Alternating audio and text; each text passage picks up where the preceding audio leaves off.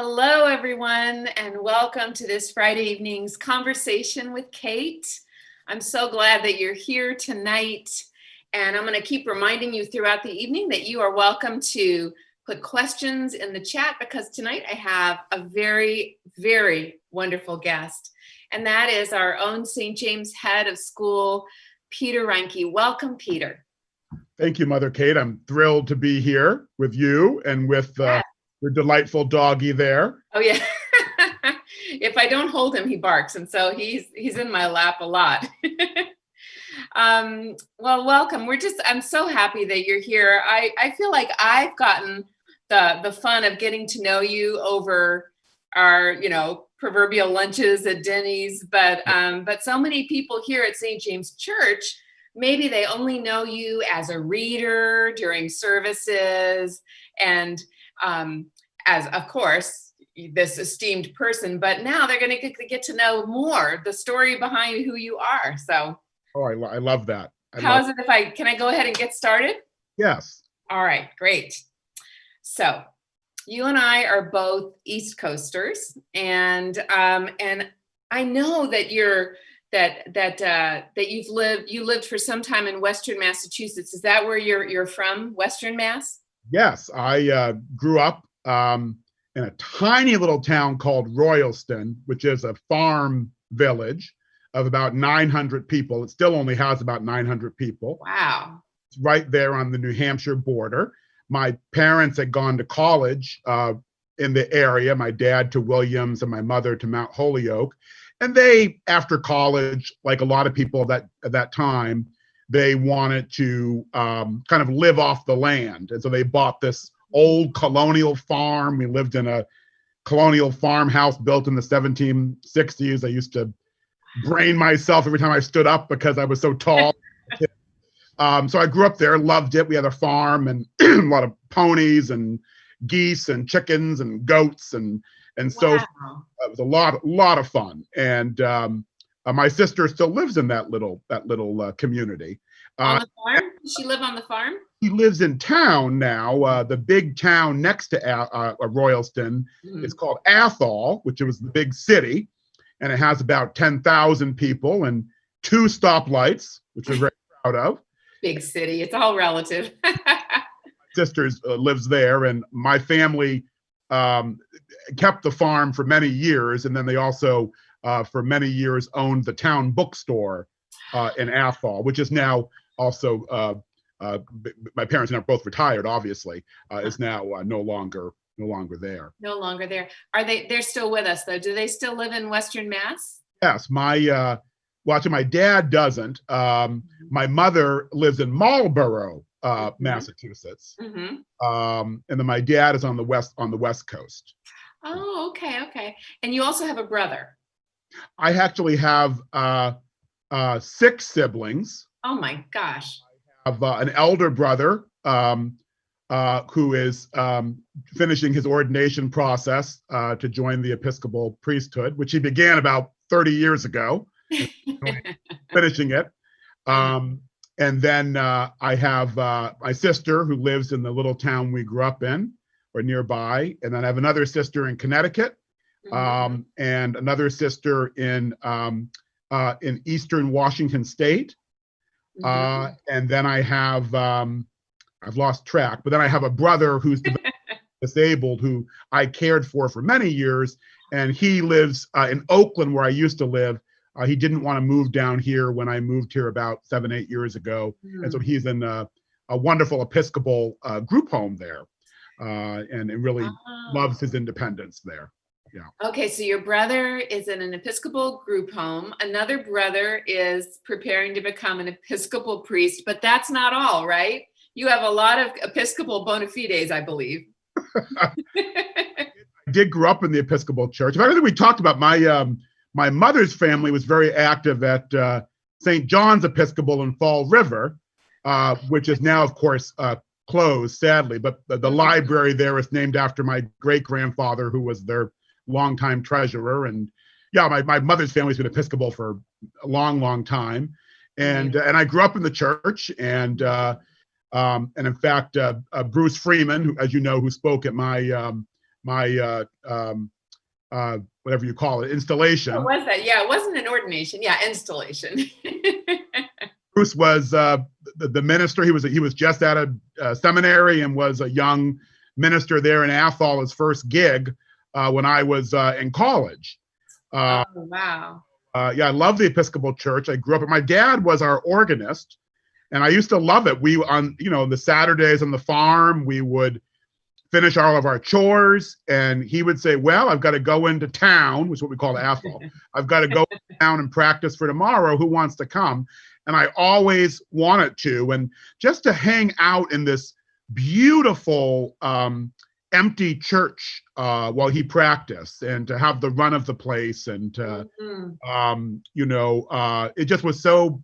I can still see in my mind the stained glass and the wonderful dark wood pews, and just the sense of the Spirit being there in that time for quiet contemplation while he played and practiced. And that special church smell, right? I mean, it's just, there's something, yeah.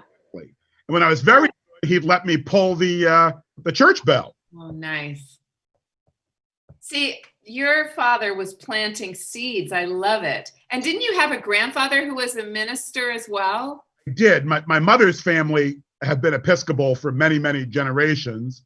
My dad's family were all Moravians, and they were. But his great grandfather was the presiding bishop of the Moravian Church in America, and actually he led the Unitas Fraternum discussion with the Episcopal Church, which was the model that was used for our relationship with the Lutherans a couple of years ago. He did that back in the 1850s. Wow. Reinke, who I'm named for. And then, my grandfather couldn't get a gig as a Moravian minister, and he became very involved in the civil rights movement and a Congregationalist minister. But my mother insisted we all be raised in the Episcopal faith, so we were. I love it. I love it.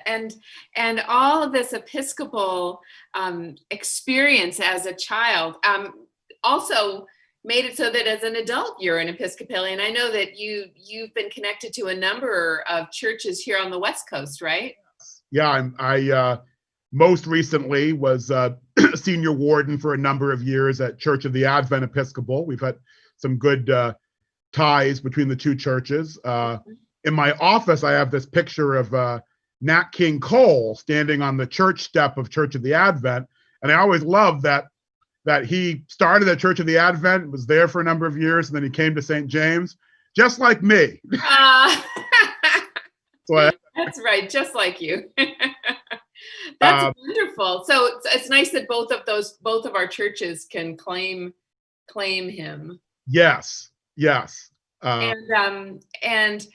Church of the Advent is, just for people who don't know, would you call it an historically Black church? Does it identify that way or not? A fascinating little church. It's the only church in Los Angeles I'm aware of that Eleanor Roosevelt wrote about in her column My Day. So she would go to Church of the Advent when she was in Los Angeles. At that time, it was largely Caucasian. And she wrote in her column, it's a plucky little church with, dwindling membership, but it's hanging on. Oh, wow. It's stayed the same. It's been circling the drain for 70 years. Oh, don't say it like that. It's just tenacious. It hangs in there. It's still got a mission, right? Yes, but then in the Father Bowler, who was the longtime rector there and was called in the early 1960s, he was the first ever African-American priest in the Diocese of Los Angeles. Really? And Martin Weeks, who many of your parishioners may know, Martin was a longtime member of St. James. In fact, his funeral was at St. James. He had been senior warden of Church of the Advent at the time, and in a very agile way worked with the diocese and the vestry, which at that time it was still a historically Caucasian parish, to call Father Bowler. So it was a wonderful. Yeah, very important. That's great. It's a wonderful little church. I still, as you know, I still sneak over there from time just to get a second opinion, Mother Kate. Oh, I see how it is. I know, that's all right. I'm in good company. If you're if you're at both of these churches. So you grew up on the East Coast, and then I think you went to Brown, and I'm going to guess you studied history just because I know you've taught history. Was that what you studied undergrad? History. And I did my undergraduate thesis on John Chafee's family. He was a longtime U.S. Senator from Rhode Island and Secretary of the Navy. And then when I got out of college, he had me come work for him. So that was a lot of fun. I did that for 3 years and put history aside.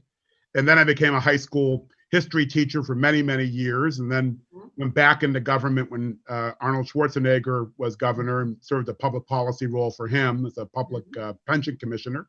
And then went into boring old school administration because I needed to think about my retirement. Nothing boring, if only it were boring, right? And you started out at, were you at Head Royce? I was at Head Royce, which is the oldest K-12 school in the Western U.S., and I taught history there, chaired their history department, and led their public service and civic purpose programs for many years. Oh, interesting. And then you came to Buckley? And I was at Buckley, but just this morning, I actually was at the wedding, a Zoom wedding of one of my students at Head Royce. It was a wonderful, my first ever Zoom wedding that I've attended. Isn't it amazing? Beautiful, yeah.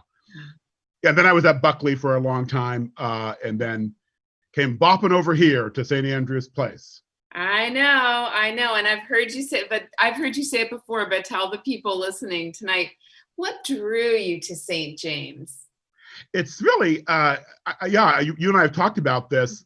I didn't apply anywhere else to be a head of school. I was actually very content being an assistant head of school. I loved teacher evaluation and building curriculum, and I still taught a class, and I really thoroughly enjoyed that work. And Buckley was, is a wonderful school. In fact, that's actually where Natalie Cole went. Okay. First students to integrate Buckley, and Sidney Poitier was a longtime trustee of Buckley, and his children went through there. It was a wonderful school. Yeah. But I'm also, as you know, I love the Episcopal Church, and I've been to St. James Church for deanery meetings and for budget meetings for diocesan convention, and so I knew it was a lovely church. I didn't know a whole lot about the school, but I came because it was Episcopal. Yay. One headship, and I told them point blank, I'm applying to this because it looks like a great school, but equally importantly, it looks like a great church. Yes. I'd love to be able to live my faith Monday through Saturday and be able to talk about God, without getting called to HR, being able to really talk with children and faculty about spirituality and faith and ethics. In that Episcopal way that gives so much space for different viewpoints and different traditions, right? Yes. Yeah, it does. It lends itself to school in that way. Well, when I came to interview, I've said this before, but when I came to interview at St. James, in one day, I got to interview with you. I got to interview with Jim Buonamani and with Father John Kim. And after that day, I just said, boy, do I want this job. There are these dynamic leaders here, and each of you had this real vision for what you're all about and your dreams for the St. James community. So I was so inspired that day. I only started a few months after you, right? I think just a month after me. I think I started July 1st and you started August 1st. And I remember in that interview, Steve Yezel had to come and fetch you because we were way over time. I know. We were already plotting. Yeah, that was so inspiring. I was really hoping it would work out, and the rest is history. Right now, at least before the pandemic, we try to meet every week or at least every other week, and we always joke about Denny's. Yes, but we need to explain that. So we used to have lunch at fancier places. But both are just befitting the St. James, style. Then one day, I think one of us just said, well, let's just go to Denny's. I think it was you. I think you calling me. God, yes. Let's. I know, but you know what it reminds me of? People from New England will remember Friendlies. Oh, yes. It Yeah, reminds me of going to Friendlies, which was always a big treat, you know? absolutely. Um, I miss Friendlies. yeah, I think they've closed a lot of them now, but it was, yeah, but we have fun at the French fries, you know, it's just. We have a lot of, I think if people knew how much fun you and I have working together, they probably wouldn't pay either of us. I know. But I think it's because each of us is doing what we were made to do, right? Right. But I mean, it's funny to think back over the now almost 2 years, right? Yeah. So if you started in July of 2018 and I started in August of Yeah. 2018, and then in September or late August of 2018 was the. Oh, is that where we had the flea epidemic? That's right, the great Lord. flea infestation of 2018, which back then seemed like a catastrophe, didn't it? It seems so quaint compared to the apocalypse. I know, we really thought we had a problem on our hands, but now I look back and I think fleas, that But that's. I would take the fleas back. No, I would take them back. We could throw in some crickets and. Absolutely. Yeah, those were the days. Betsy Anderson's in the chat, and she's saying she's wondering if there were any surprises for you after you came to St. James, that things that you weren't expecting about this world. That's a good question. By the way, I want to give a shout out to the Andersons. Betsy's such a wonderful member of the church community and is always so supportive of the school. And of course, is a former St. James mom. And Betsy's daughter, Neville, who's on my speed dial, is a chair of my medical advisory task force for reopening. And I was just in conversation with her, very, very recently. Don't know what we would do without the Andersons. Did Neville attend St. James School? She did. Yes. Yeah. And now is the pediatrician for so many of our families. But I would say, in terms of surprises, I'll share one, and I mean this sincerely. I came to St. James because it was an Episcopal church and school, and the chance to work with both. I actually did not expect that the church would so quickly get into my heart, if that makes sense. I thought, well, no, I'm going to enjoy this, but I still have my church home over here at Church of the Advent. And very quickly, just sitting there in chapel twice a week, being in prayer, watching shared this with you, watching what I feel as the Holy Spirit coming through those open Tiffany stained glass windows on those mornings. The church just got into my bones very quickly. And so I think of it as my home parish, and just really treasure it. Tell me, at Head Roy's and at Buckley, did you have churches that you had chapel in as well? No, they're both more non-denominational, and Buckley more kind of secular. So there wasn't that same relationship with a church. So I've had the same experience. It's been new to me. My high school, I went to high school in Botswana, was non-denominational, and we had chapel every week, but it was in a just a dusty room. It wasn't like this sort of Harry Potter experience that our kids get to have. But it is amazing, isn't it? Chapel on Wednesdays and Thursdays, or whenever it happens, it's amazing. And I know that it gets into the kids' bones too, right? I think that's exactly right, Kate. And I look at when we had the Jubilee 2 years ago, all these alumni came back, and the first place they wanted to go was the church. Really? Church. Oh, that's nice. 6-7 years, yeah. At least once a week, sitting there in prayer. And that's where they wanted to be. It's really, I fundamentally look at that the church building itself is the heart of what we do at the school, and this idea of imbibing in children this sense of grace, and the sense of compassion and empathy, and seeing God's Spirit in everyone. And for them to remember that grace is about not just being nice to people who you want to be nice to, who are your friends or your Aunt Henrietta, but grace is about finding a way to have that empathy and compassion for those who you think that person's not like me.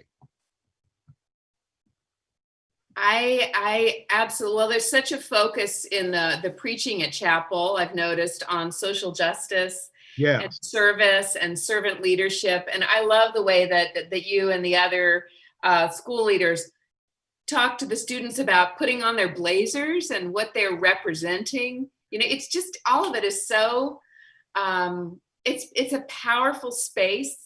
And then add in that all the wonderful sort of multiculturalism of our church and our school, and at your installation and my installation, the Korean drumming and the bell choirs and the African drumming, that whole sense of drama, you know, in the best way.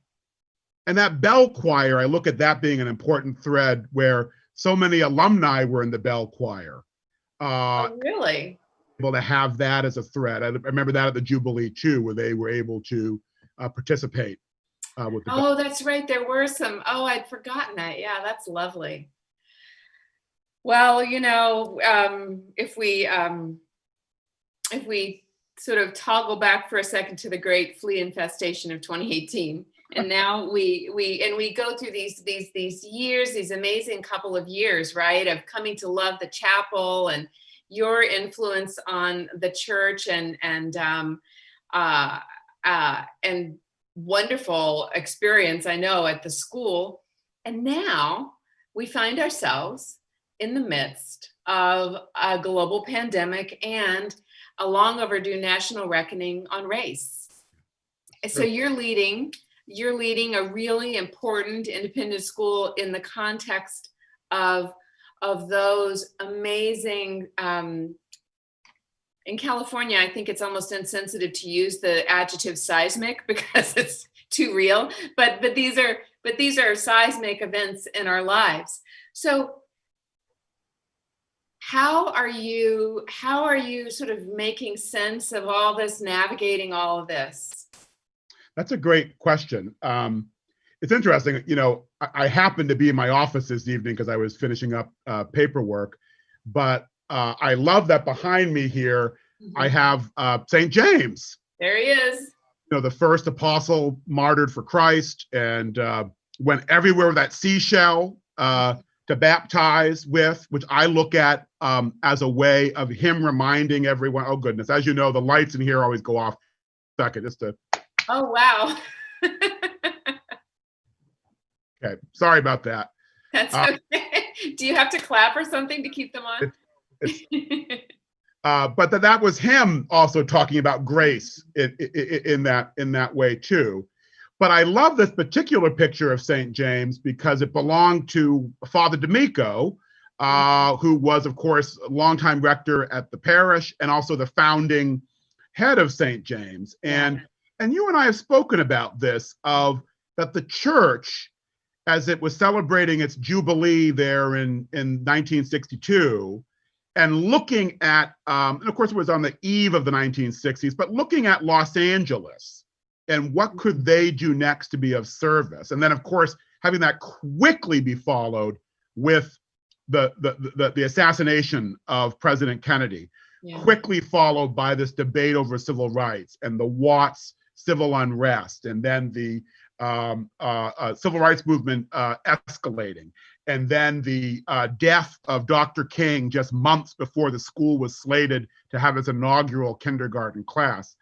And I look, and I remember talking to the D'Amicos about this a little bit, about this idea of building a school where children, no matter their family storyline, no matter their culture or creed, were able to come together in this Episcopal ethos and learn to be in fellowship and camaraderie and then to go out and make this world an even better place. And I fundamentally believe that, well, a lot of independent schools are really struggling right now, because many of them don't have such a social justice oriented, founding story. Right, right. But we do. And so I think we're in a place where we can engage in these conversations around equity in a way a lot of institutions can't. If you look at those early pictures of our St. James classes, these are incredibly diverse classes. Some of our most active alumni are very diverse alumni. And that narrative of social justice, of working with the unhoused and the hungry, has been in the ethos here from the very beginning. So I love that we're not just ready to have this conversation. We've been having it for half a century at St. James. I love the way you put that. So going forward, we just keep leaning into what we to this sort of Episcopal. The Episcopal ethos is there to continue to support our journeying through a time such as this. Right. Yeah. I think that's right. The idea of that, to me, being Episcopalian means I'm always asking others to find the grace to say, hello, Peter, and that I can find the grace to say, hello, Wilbur, hello, Henrietta, hello, whomever. And that we're always thinking about how can I have more empathy and more compassion. And I love saying to our children that, yes, this world is complicated, but even now, it's beautiful. When you look at the kids out in Hancock Park who every night at 8:00 are pounding those pots and pans to thank the essential workers, or the work that the soup kitchen and the food pantry are still doing. I was seeing people just today getting set up out here before I came. Yeah, every Friday. Yeah, going strong. That's there. I want people to remember there's a beauty to this world, even though it is just so complicated. And definitely right now, we're all like, oh my God, when are we going to find a vaccine? I know. When are we going to find a vaccine? Nancy Redford's in the chat, and she says, Peter, you are a gift to the St. James community. And she says, I wish you were head of school when my children attended. And Betsy Anderson says, that is what I love about St. James School. It's in the DNA. Oh, it's true. I really think that's true. I like that. So, and okay. There's also the question of how we regather as a school in the midst of this global pandemic. I know you don't have a crystal ball, you don't have answers yet, but I also know you've been surveying your parent community, right? And what are some of the options that you and they are considering? So we're looking at 3 options. I think the first option is, quite frankly, I'm going to make news here tonight with this. I haven't even. Let's hear it. The first option is very likely the one we're going to probably proceed with, which is we would have everybody back on campus. And of course, thanks to the incredible generosity of you and the vestry, that we're able to look at using parish space for classroom space. Of course. And we're so grateful for that. And that would allow us to build physically distant classrooms for all of our kids on the K-6 campus, and then aspire to have that level of social distancing in the preschool, though a lot of preschools aren't socially distancing in exactly the same way. So that would be option 1. Option 2 would be a hybrid option. Schools like Marlborough are doing this, and the Beverly Hills School District, where the kids would alternate one campus, one day learning remotely. And then a third option would just be what we call St. James at home, and that's entirely remote.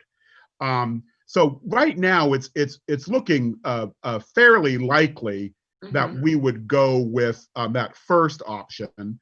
We know from most of our families they really need that. That we have a lot of families who can't really imagine the childcare hurdles that would have to be addressed if the kids weren't able to go to school, at least in a hybrid model, but hopefully daily. So that's what it's looking like we're probably leaning towards. We're going to keep reviewing the data and making a final decision around July 4th or so, but it would almost definitively be that hybrid model or just having everybody back on campus. Would there also be the option for, could some kids stay, like let's say that somebody gets positive, right? Yeah. Could they learn at home then for a while until they recover and then come back again?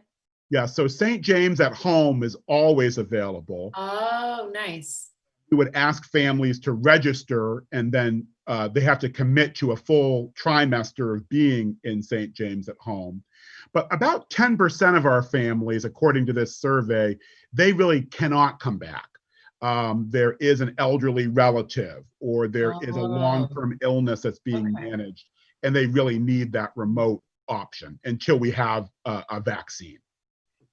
Yeah, so we're doing the same sort of thinking at school. We're our church. We're a little behind you. We're sending out a survey this week, and we're just trying to find out what percentage of the congregation would be comfortable coming back into the spaces pre-vaccine. The same sort of thing. But no matter what, we're going to keep live streaming. Right. For forever. From now, we found out we love it. It's been wonderful. I've been honored where I've been able to support you. You quite a couple of times, yes. And it's same for us too, Kate. That we've been talking for years about trying to do more in building a Korean satellite campus, and that's something we feel we could now engage in that conversation more confidently now that we would have. Fun idea. That's a wonderful idea. That's a great idea. This is a totally different question. How can alumni and alumni teens stay connected and or contribute to St. James School? Oh, there's such wonderful ways. In fact, I would just share, I love this story that when we began our Beyond School program this past fall. I think you need to define that because not everybody at the church knows what Beyond School is. Absolutely. So Beyond School is our tuition inclusive enrichment program. And most schools, they will collect fees, additional fees for that program. We decided to make ours tuition inclusive, understanding how expensive a private school education is. So kids can take everything from Latin to robotics to ISE test prep. And so I loved that this past year, it was a St. James graduate who at the time was a junior at Harvard Westlake, and she came back and co-taught the Latin class with Mr. Duggan, the venerable Mr. Duggan, fourth grade teacher. Oh, wow. That was just terrific. Yeah. We've also been exploring the idea of having some juniors and seniors get involved with our new coding and robotics program. Oh, yeah, the coding class. Teachers there. And then I also look at the soup kitchen and the food pantry. You and I have talked about taking this great idea that we both, well, I do say so ourselves, this great idea. Such a great idea. The 5th and 6th grade regularly be out in the soup kitchen and food pantry. They've done that now this year, to expand that to every grade level. And I think that would just be terrific if we were able to say that to alumni grade levels and say, what if the classes from 2005 to 2010 and 2015 to 2020, that once a year those classes of 5 years agree to come together and work with Miss Samuels and Mr. Kruger in making soup. Absolutely, we need it every week.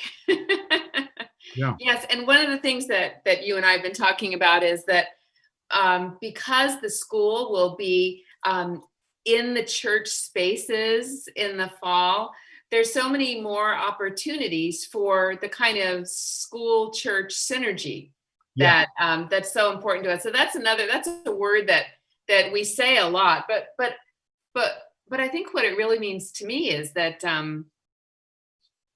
our church is so much better because we're connected to the school. And like you've been talking about tonight, the school is richer because it's connected to the church, that both sort of organizations, we partner and we thrive because of one another.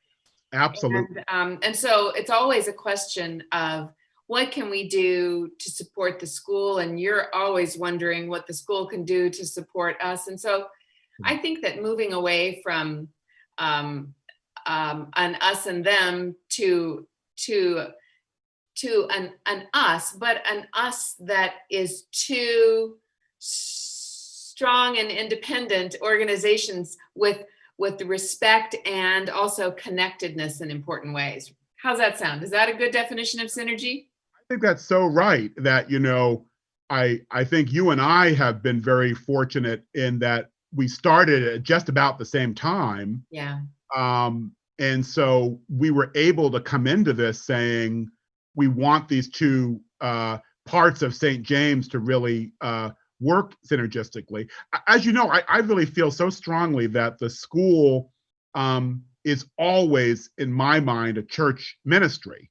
That to me, it's the largest of the church ministries, and that I really take this so profoundly seriously, that there are so many people who are now in their 40s and their 50s and their 60s who their faith and their relationship with God and a higher power started when they were at school at St. James.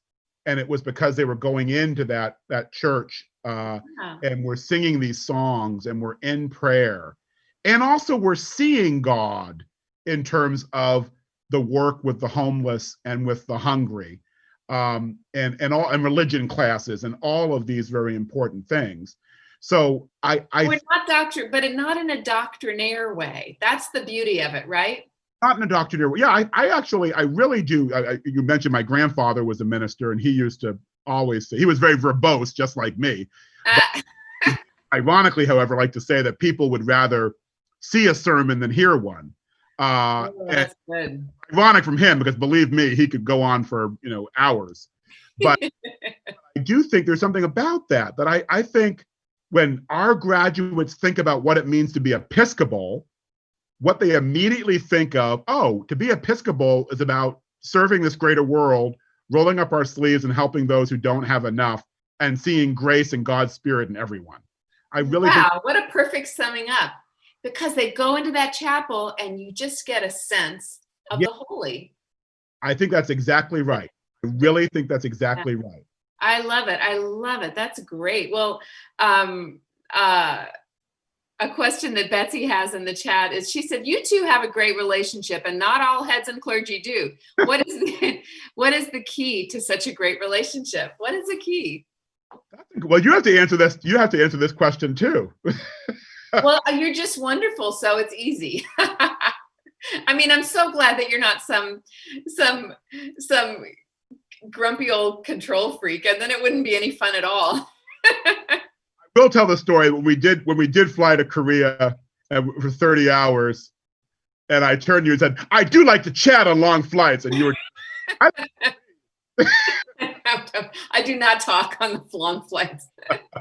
That's right. Maybe it was the bonding experience of having Father Aiden Ko lead us around Korea and get to see how alive the Episcopal tradition Church of Korea is there. That was very inspiring. It was a wonderful trip, and I learned so much about just about Korean history. Yeah.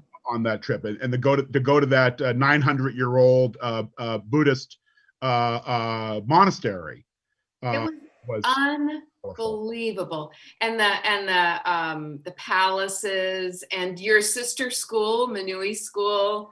Yes, yeah, that was so wonderful. But I would say to Betsy's question, I feel that both you and I, and maybe it is because I don't know if it's just also a New England thing. I do feel like with both you and I, we're very candid with each other. Very.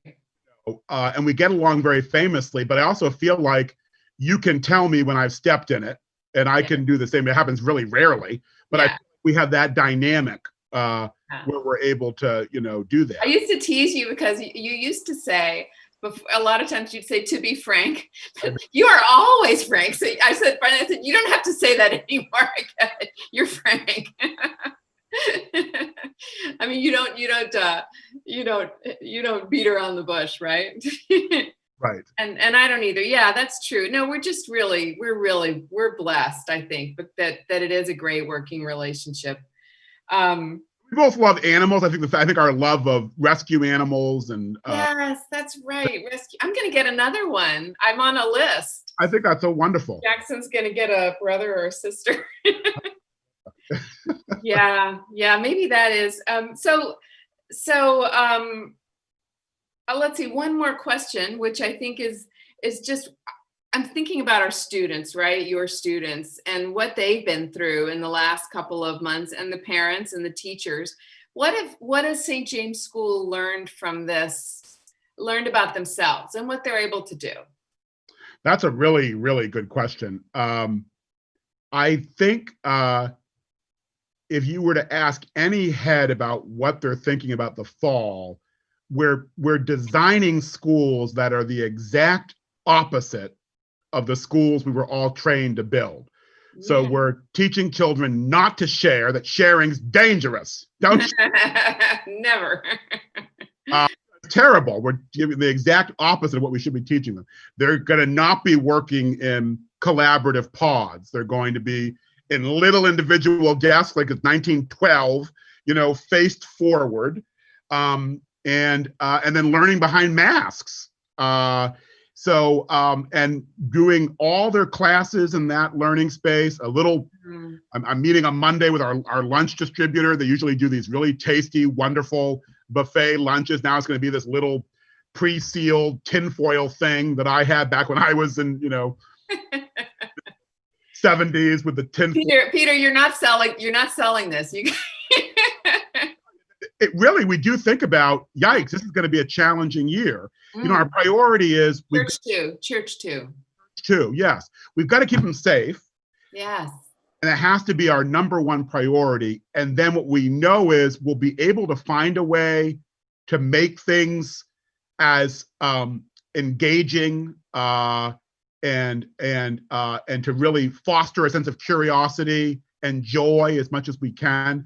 But I have to say, we're also designing systems that, it's going to be hard on them. So we are thinking a lot about, well, what about mental health support for kids next year? Absolutely. So that's something we're looking at a lot. And for our parents, St. James, we're a very close adult community here. Yes, I've noticed. It's true. And the parents are too. So I think that's something we're struggling with, on how do we make sure we can build that virtual community. But I would say, I don't know if that answers the question, but I would say those are some of the areas where we're still struggling with a bit. So it's a whole different mindset, but it's focused on safety. That has to trump all the other concerns. Paul Redford's on the chat, and he says, can Peter talk about his previous experiences at other schools and how that's contributed to his term at St. James? Oh, let's see. Well, I was an assistant head. This is the first school I've been a headmaster of. So I was an assistant head for many years. And then before that, more of a mid-level administrator as a history department chair. I think the biggest thing that I learned was, I thought when I went into school administration, all the skills that had made me a pretty good teacher would be the skills that I would use as an administrator. And that was just not true. Really? That being an administrator is really, particularly if you're assistant head, and I was assistant head at a really big school. We had about 930 kids and 1,800 parents, so it was a bigger school. But you really, your time is spent much more, certainly having to be a general, but also there's a pastoral framing to my work. So it's a lot of listening and a lot of helping people suss out problems. And I think as a teacher, you're really kind of more there in the classroom. You're getting through a curriculum. You're trying to keep them all engaged and learning. And it didn't always translate when you're an administrator, because adults don't like to be talked to the same way that I might talk to kids. So that was what I had to really. Sort of balancing all that.